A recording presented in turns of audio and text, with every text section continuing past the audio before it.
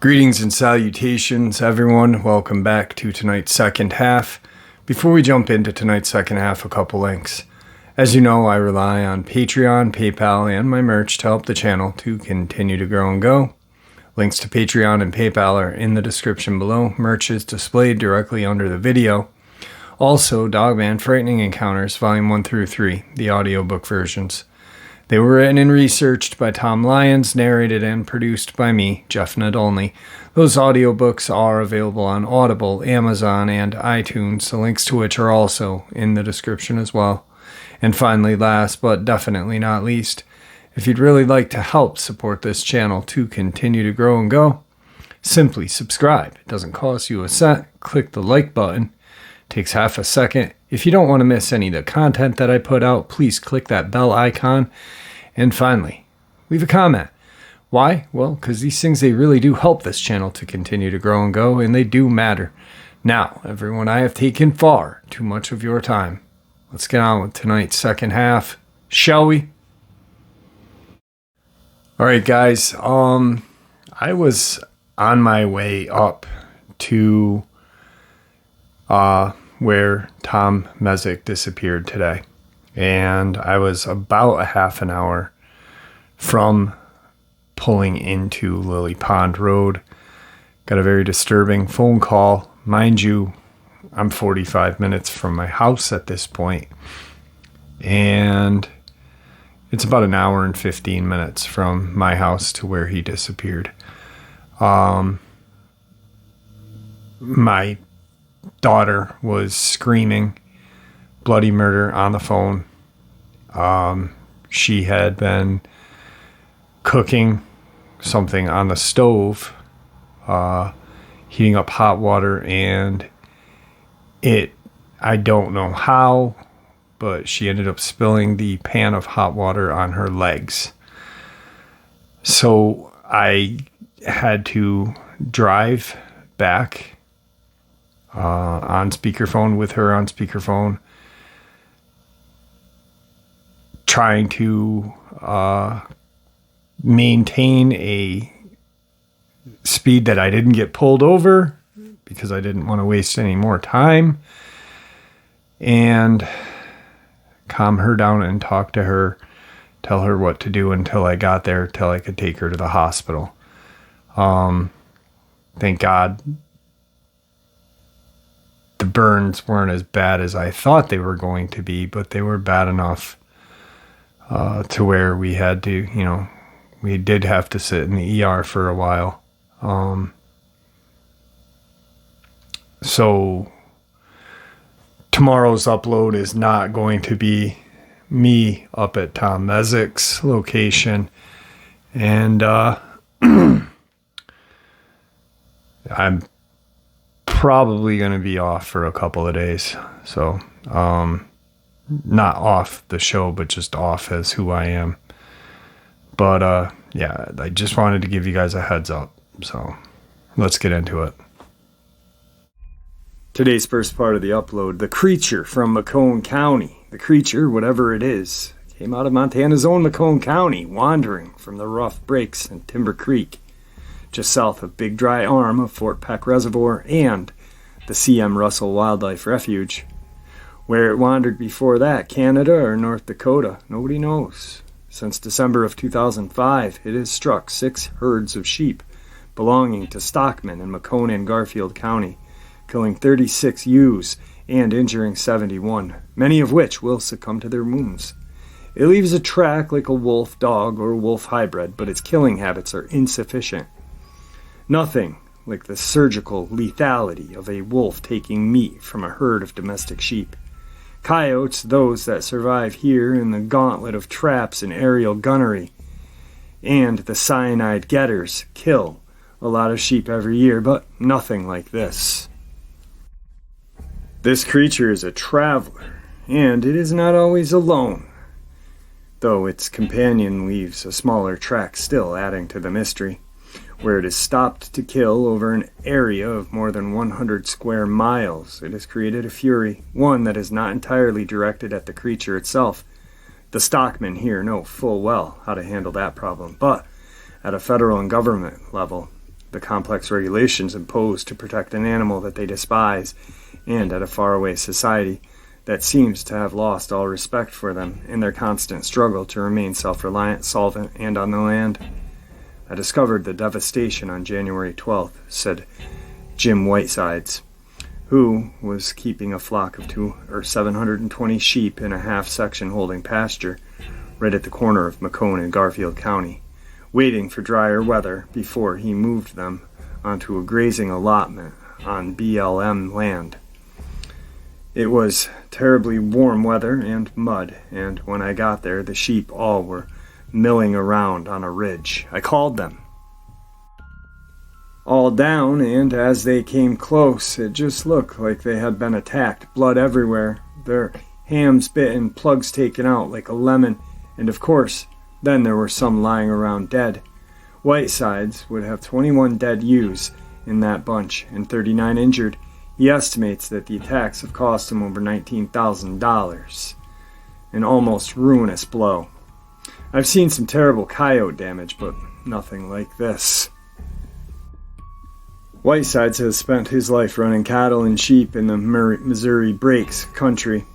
In his speech there is a slight but distinct barrage explained by the fact that his mother came from eastern Montana from Scotland in 1906.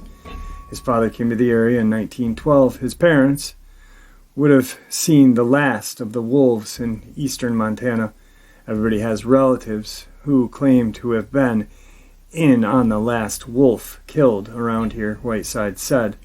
And it must have been around 1920 when they finally got them out of here.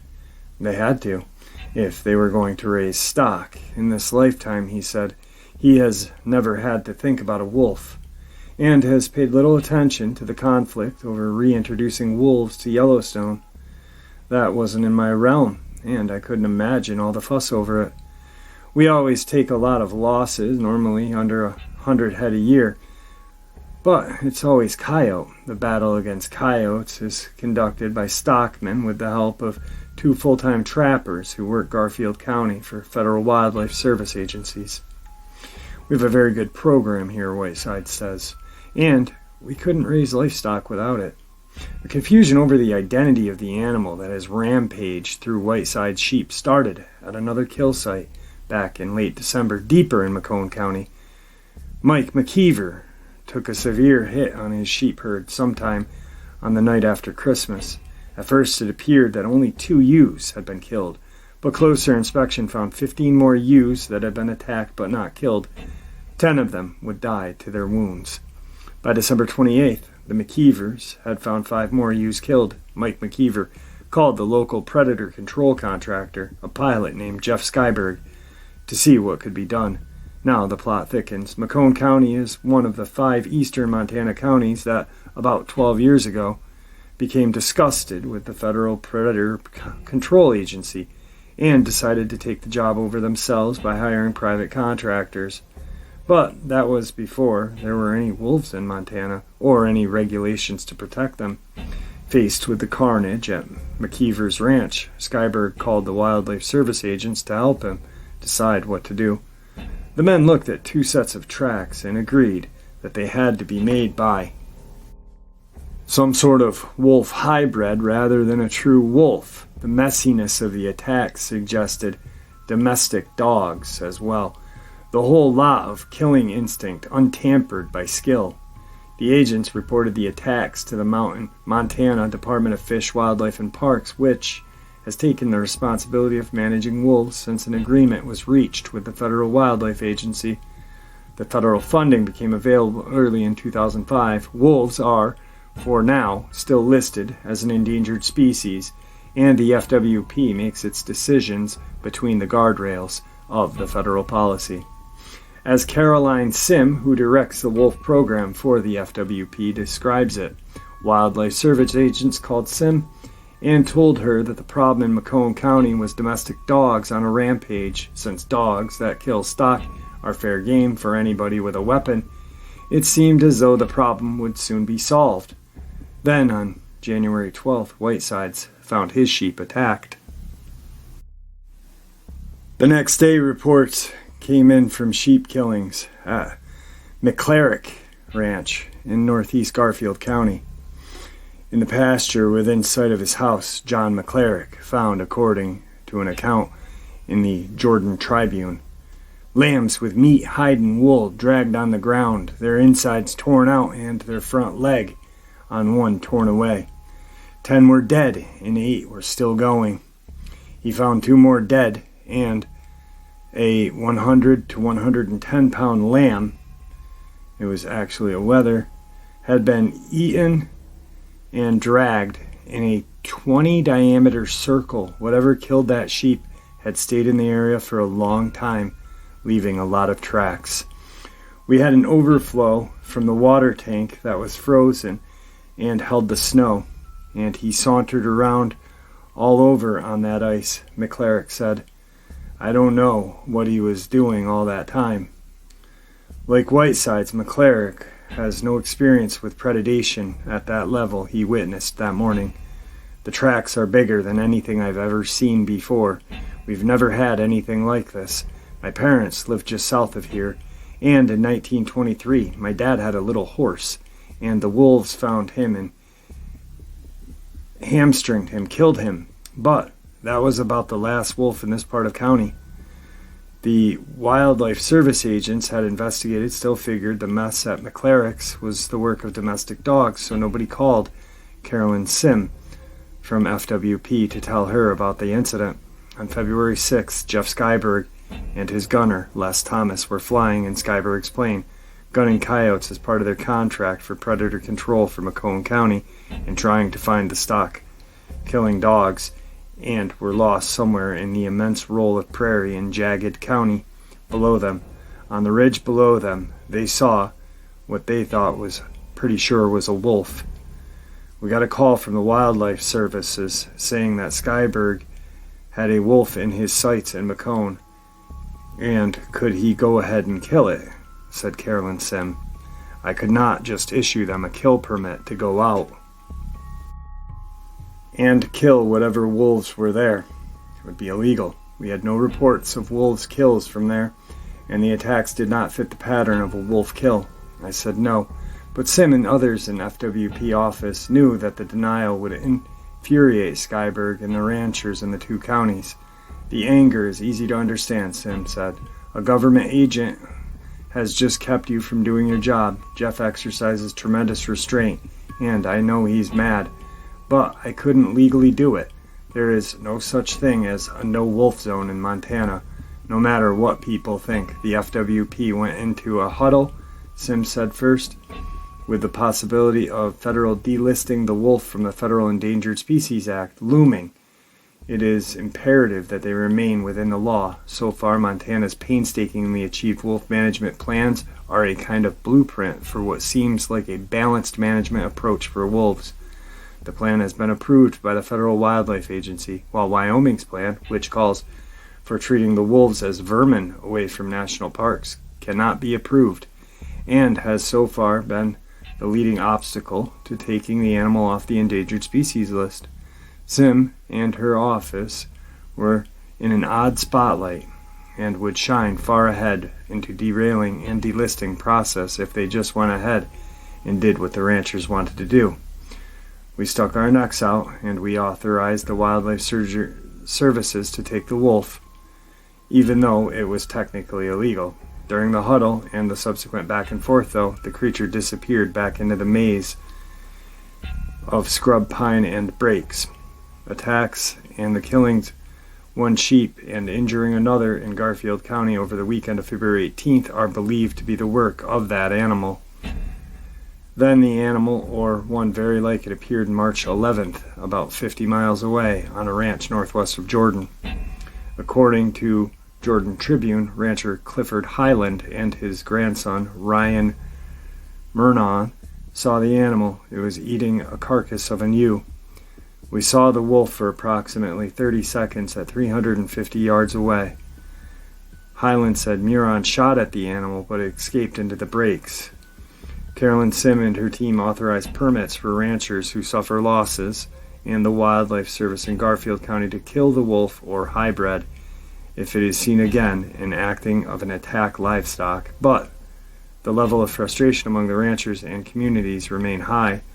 There seems to be no legal way, for instance, for a freelance predator control contractor in Macone County to kill a wolf if they encounter it. And the animal's range is wide. The permits issued to the ranchers who have suffered losses seem to be so little. Other ranchers were there where no permits would surely be hit soon. Again, people asked why could anybody who saw the thing not just kill it. Funny thing is that the Macone County creature was thought to be a Shunkaworkin, or there was a newspaper article saying Macone County creature, is it a wolf or a werewolf, and where did it come from? So, I mean, Montana is just, creepy. So, who knows? Not creepy. The whole state isn't creepy. I'm just saying this is creepy. So if there's anyone from Montana, please don't come and kill me. Because I'd love to go and see your beautiful state. Actually, since I've been doing this channel, talking to everyone and learning more and more about different states, different counties, different this, different that. I would love to hit every state except Hawaii, just because it's a small little rock that's in the middle of the ocean with a volcano, and knowing my luck, I'd get trapped on it and the volcano would burst and burn me alive. But anyway, so is the Shunkaworkin the Dogman? We don't know. Is the dire wolf still around? We don't know. Do I think so? Sure do. Do you think so? I don't know. Maybe. Chances are, sure you do. But who knows? I mean, there's just so much out there. And that's why this whole thing is fascinating. And I love it, and I will always love it. And you know, I really think that I've decided that I'm just going to focus on some things. Focus on my channel, not focus on all the people talking smack about me and this and that. Because they don't have any proof to back their shit up. And nor do I. It's just theory, right? So what makes them right? What makes me wrong? What makes me right? What makes them wrong? I don't claim anybody's wrong. So, I don't know. But that's a little something. Moving on. Today's second part of the upload is just terrifying to me.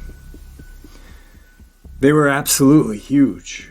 Wolves attack in northern Saskatchewan as animals lose fear of humans. This took place in September of 2016. From the dining hall, it sounded like a fight, a midnight scuffle between feuding workers at a Cigar Lake uranium mine. The security guard hopped into her vehicle to break it up, and for a split second, her headlights illuminated a scene that was anything but a fistfight. A wolf with its jaws around the neck of the 26-year-old kitchen worker. The truck's arrival spooked the wolf away, and the security guard, who has declined media interviews, sprang out to provide first aid. An adult gray wolf can easily bite through even the thickest moose bones. A freshly human neck provides a little obstacle. A few more seconds, the worker likely would have been dead instead of recuperating in the hospital. A single wolf basically pounced on him, was what mine representatives have told the press.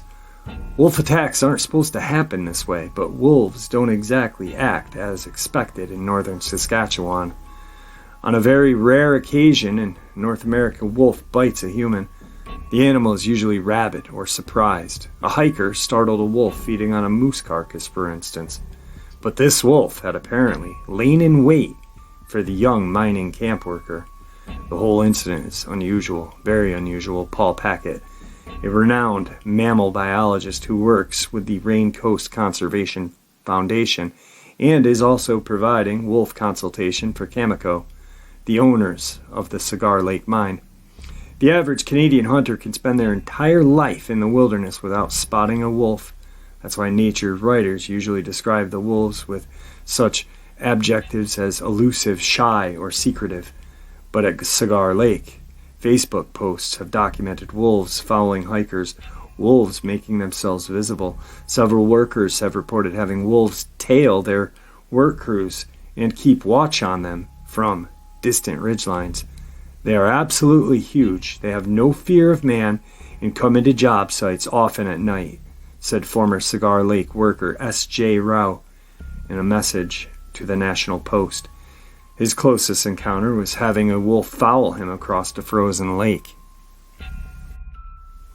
Is anyone thinking what I'm thinking on that? You know, it's just not like... maybe I'm like really, maybe I've got the tin foil hat on a little tight today, but just that article, you've got a wolf, quote unquote wolf, Dogman, lying in wait to spring on a worker, knowing, so this